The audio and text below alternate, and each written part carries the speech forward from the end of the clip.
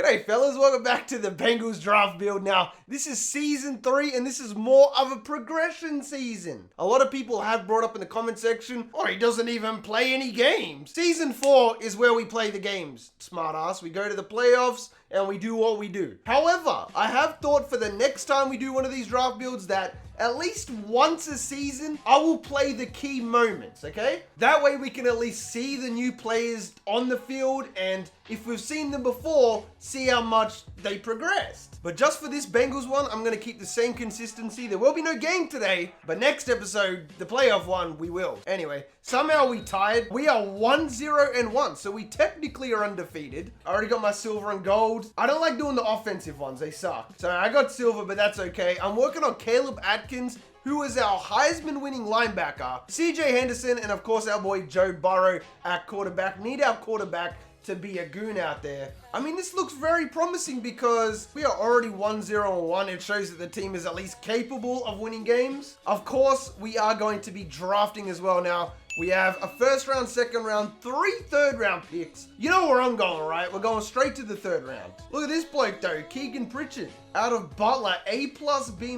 That's crazy. I think cornerback might be the move, honestly. That silver and gold training thing I will be working on all season as well, every single week. Can already see it's paying dividends. CJ Henderson is up to an 83 after all. We're in week 3. Now that I look at it, I don't know what we need to even upgrade. A tight end is probably on the horizon here. So let's go focus on that. And then defensively, we have Atkins, we got our free agent player Samson, and we got Pratt. And the last thing we need to get is probably a cornerback, because Darius Phillips, though he's a 72 and he is a beast, I think that we could probably do a little bit better in that department. So it's gonna be cornerback and tight end this one. In fact, not a lot of these tight ends look very good. Oh, this is awful. Kind of had my hopes on finding a tight end in the first round that we could take. We only have 1 first round pick, so I kind of want to utilize that. I think we got to go straight for the B+. Look at this guy, Pat Connor out of Fresno. He's going straight on the board. Look at Freddie Ambrose. I think we finally have to come to terms with the fact that we're never going to win the division. This is an updated rosters Baltimore team. They are 7-0. You see it right there. Now, if you gave this team another year, I think we could really be a powerhouse. But we are only an 82 overall with all this talent. They're just young and need to develop. We are just losing a lot of games. That is the main problem we are facing right now. In saying that, Joe Burrow's up to an 87, lofting Deadeye and long-range Deadeye. Joe Mixon's up to an 88, Grant Delpit to 87. Everybody is coming along great. Somehow this Zack Anderson guy is a first-round talent as well. He's in the 5th round. He's got C+. I don't know how I feel about that. I reckon I'm being debated. Now, if up to me, Pat Connor is that dude, and I would go out of my way to trade for him. But if it can't happen, Frank Spencer should be a pretty good replacement. And honestly, same as Freddie Ambrose. I just know that Pat Connor is going to be an absolute freak of nature, and I'd rather take full advantage of that. I also found this receiver. Check this out. Mathias Mcbomb. 6'1", 234. So he's a unit. A-, A-, and B+. He's going on the board. We don't need a receiver, but same as this middle linebacker, Emmanuel Crosby. A, and B+. This is a crazy draft class right here. Melvin Xavier out of Auburn might also be that dude. 6'8", 336. A-, B+, and B+. If his combine report comes back and says that he's really strong, I'm 100% drafting this guy as well. I'm pretty sure we're meant to find out Caleb Atkins' development trait this week as well. I don't know why I took him. He's an X factor. Man, what a beast. He's only a 78 overall though, even though I've been upgrading him all year. Oh, here we go. Joe Burrow going up to an 88. Grant Delpit is nearly at a 90. This team is coming together well, mate. If we can maybe get some awards at the end of the year, maybe an MVP for Joe Burrow, that would help. As for the tight end position, I am just praying that there is going to be a good one in free agency, because right now, honestly, I'm going to take these guys off. Zach Temple looks like the play. First round talent in the 5th round, which is ridiculous. C+, C+, C-. I don't like that, but that's a really good value pick. We could take him in the 4th round and it'd be no problem. Woo, look at our defense though. We've gone up from an 82 to an 85 in a matter of weeks. This is a weird team, bro. Win, tie, loss, win.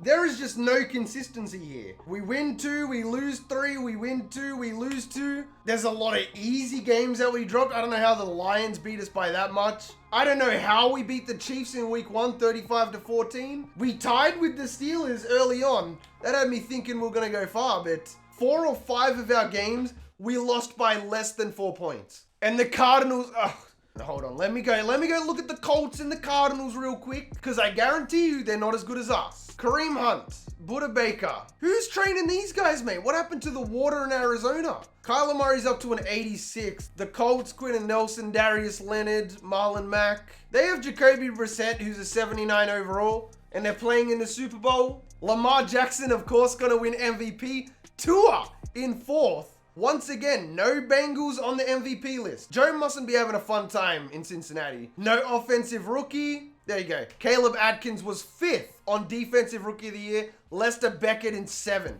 We didn't even get that good upgrades, mate. These are all 60 overalls getting upgrades. Wow, he made me eat my words. Joe Burrow, 3,900 yards, 31 touchdowns, 17 picks. I need those touchdowns to go up, those ints down, but the yardage is on point. I will happily take 3,900. AJ Dillon, who we drafted 2 years ago, had 4 touchdowns. Receiving end, Tyler Boyd, 1,100 yards. He keeps complaining, but blowing up my phone all throughout the season saying how unhappy he is. Drew Sample with 800, John Ross 700. Imagine if we had an 80+ overall tight end, you know? And defensively, let me see what we got.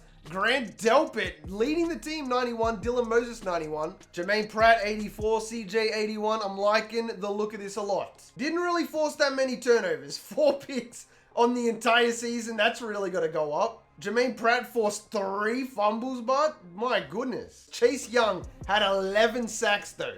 Definitely a breakout player. Chris Jones, 7.5. Even Sampson had 6.5. I was going to say, there's no way the Cardinals are winning a Super Bowl in 2021. Not happening.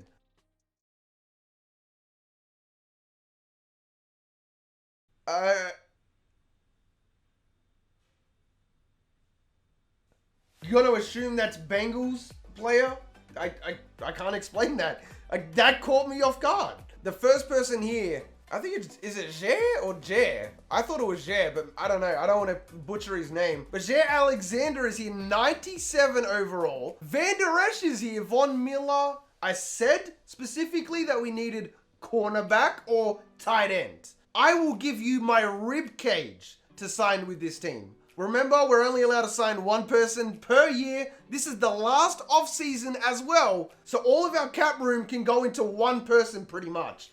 And it's going to be Alexander this year. That's so unnecessary, but I just want to guarantee a 97 cornerback. Oh my...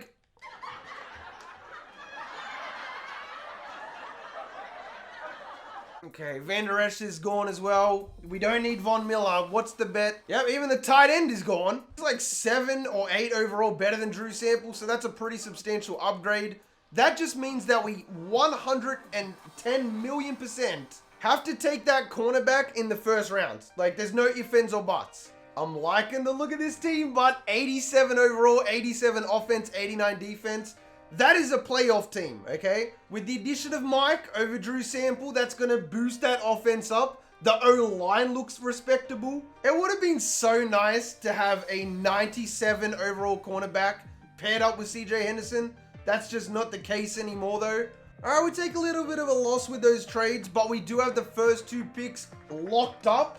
I already know who I want as well. We don't even need to pause that clock. Pat Connor, 6.9 combine, runs a 4.31. That's a no-brainer.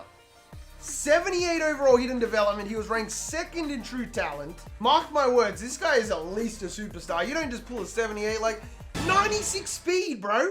I mean, I still would have wanted Alexander, but you know what? That's cool. I'll take Pat Connor any day. All right, 2nd pick. I'm thinking we got to go O-line. Where's my boy? Okay, 6.3 combine. 43 reps on the bench. Wow, he's an early first rounder. I'm taking that. 70. He was rank 1. Wow, not bad at all. Only in normal development. But we just got rank 1 and 2 with pick 1 and 2. We only have the 5th round tight end left. I'm going to pick him up with one of our 3rd rounders. Do I want to take Michael Perry? Because I didn't re-sign Auden Tate on accident. And it's not that we need a wide receiver, but I don't know, man. I kind of feel like I want to pull the trigger on that. Let's take it. Michael Perry in the second round. Out of South Dakota. Okay. Crow, blur my face and cut that out the video. Swear I don't ever be finding gems in the third round, man. Man, I'll even go kicker at this point, just for the lols. I am going to need me a good punter for when I play the game. I'm taking Wesley Cummins. Undrafted, gets his name called in the third round. I did that mainly to just trigger people because people get annoyed when I draft people earlier than they're meant to. Enough messing around, let's go ahead and take Zack Anderson. 28 reps on the bench. Woo, he's a 70 overall, ranked 27th out of 78. This guy has a 6.3 combine in the undrafted section. 68 overall. He's hidden development. I did find a gem. I got the tight end and then I got the 43rd ranked with the 174th pick. I can't wait to see what this guy turns out to be. All right, getting a quick look at that draft recap. Our first two picks were 100% on the money. Pat Connor and Melvin Xavier, both 78 overall. Wide receiver was a bust. The punter was for the lols. Zack Anderson is a goon. Not to mention this Nathan Kent guy. I kind of want to just look at... Hold on, I'm not going to change it or anything like that. I won't edit anything. Look. He's a superstar. Wow, that's kind of cool. I was not expecting to find a superstar in the 6th round that was projected undrafted. I don't know if I want to use him because we have better talent, but that's kind of like that's a gem right there, you know? Ambrose was a 77, Frank Spencer was a 77, but it looks like Pat Connor was head and shoulders above those other two corners. We had a really good strong safety, another good corner in Sean Dudley. And as of season 4, the simulation season, Super Bowl or bust, we are an 85 overall with an 84 offense and an 87 defense. It had this guy Matlock in at right guard, even though he's a 58.